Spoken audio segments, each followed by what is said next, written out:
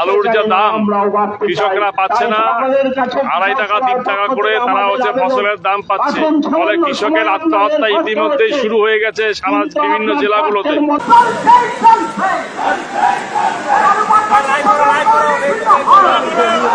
বাংলাদেশের রপ্তানি বন্ধ হওয়ায় এভাবেই বস্তায় বস্তায় আলু ও পেঁয়াজ রাস্তায় ফেলে বিক্ষোভ করছে ভারতীয় কৃষকেরা। সাথে সাথে বিজেপি নেতা শুভেন্দুর বিরুদ্ধে আন্দোলনে নেমেছে ভারতের কৃষকেরা।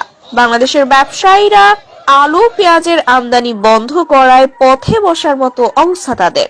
দেশের মধ্যে তারা পাচ্ছেন না এসব আলু পেঁয়াজের ন্যায্য দাম। হাজার হাজার ভারতীয় কৃষক নেমেছেন রাস্তায়। বস্তায় বস্তায় আলু ও পেঁয়াজ রাস্তায় ফেলে করছে বিক্ষোভ। কৃষকেরা বলছে, আলু পেঁয়াজ বাংলাদেশের রপ্তানি করে আমরা ন্যায্য দাম পেতাম, কিন্তু এখন রপ্তানি বন্ধ হওয়ায় তা পাচ্ছি না।